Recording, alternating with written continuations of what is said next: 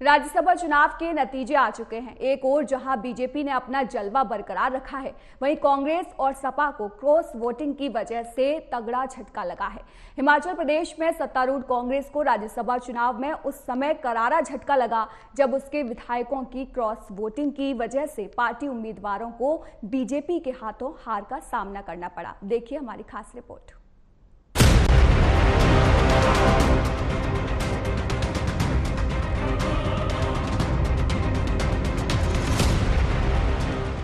लोकसभा चुनाव से पहले राज्यसभा चुनाव की अग्नि परीक्षा में बीजेपी ने इंडी गठबंधन को बड़ा राजनीतिक झटका दे दिया है।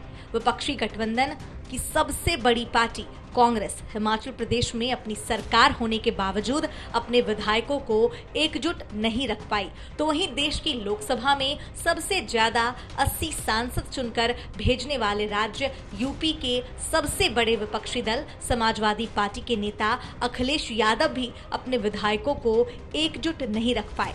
यूपी से लेकर हिमाचल प्रदेश तक राज्यसभा चुनाव में जिस तरह से कांग्रेस और सपा के विधायकों ने क्रॉस वोटिंग कर बीजेपी उम्मीदवार की जीत की राह आसान की है, उससे ये भी स्पष्ट दिखाई दे रहा है कि लोकसभा चुनाव से पहले ही बड़े विपक्षी दलों के नेताओं में खलबली मची हुई है।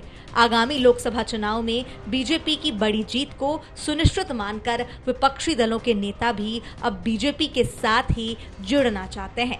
राज्यसभा चुनाव के नेताओं की बात करें तो चुनाव आयोग द्वारा 15 राज्यों की कुल 56 सीटों पर चुनाव की घोषणा की गई थी, जिसमें से 12 राज्यों में 41 उम्मीदवार पहले ही निर्विरोध निर्वाचित घोषित हो चुके हैं, लेकिन 3 राज्य उत्तर प्रदेश, हिमाचल प्रदेश और कर्नाटक में सीट के मुकाबले ज्यादा उम्मीदवार होने के कारण बाकी बची 15 सीटों पर मंगलवार को चुनाव करवाया गया। हिमाचल प्रदेश में अपनी सरकार होने के बावजूद कांग्रेस अपने विधायकों की क्रॉस वोटिंग को नहीं रोक पाई।